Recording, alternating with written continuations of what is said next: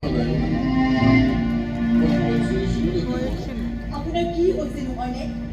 আৱসৰ লোৱাৰ পাছৰে পৰাই মই মন কৰি আহিছোঁ আপুনি মানুহজনে কিবা এটা চিন্তা কৰি অ'ত জুপুকা মাৰি ত'ত জুপুকা মাৰি বহি থাকে। আপোনাৰ কি হৈছেনো সুধি কওকচোন মোক। কি সুধি ক'ব লাগে তোমাক? তুমি নাজানা নেকি ঘৰখন কেনেকৈ চলি আছে? পেঞ্চনৰ টকা কেইটাৰে মাহৰ 10টা দিনো নোজোৰে তেনেস্থলত এইখন ঘৰ লৈ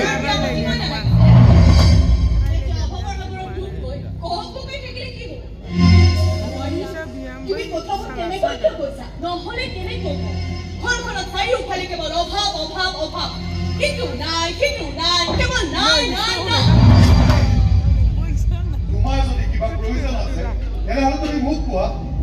মা দেউতাই আগত এইবোৰ কথা কৈ ঘৰখনৰ পৰিৱেশ কিয় নষ্ট কৰিছে? মই কি পৰিৱেশ নষ্ট কৰিছোঁ?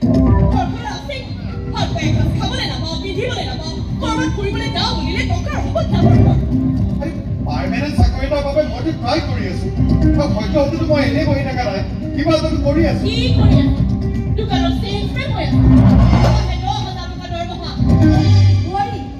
তেনেকৈ নক'ব কৰি এই নিলয় MA পাছ সি ভালদৰে পাছ কৰিছে আৰু চাকৰি এটা বিচাৰি আছে।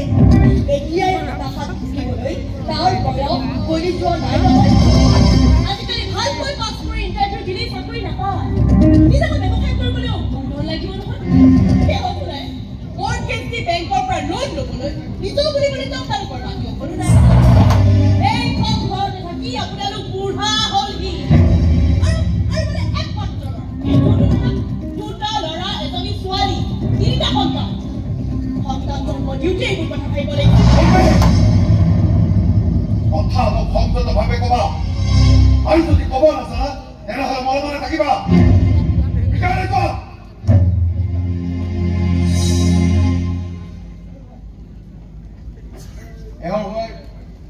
মই তোমালোকৰ ওচৰত ক্ষমা খুজিছো।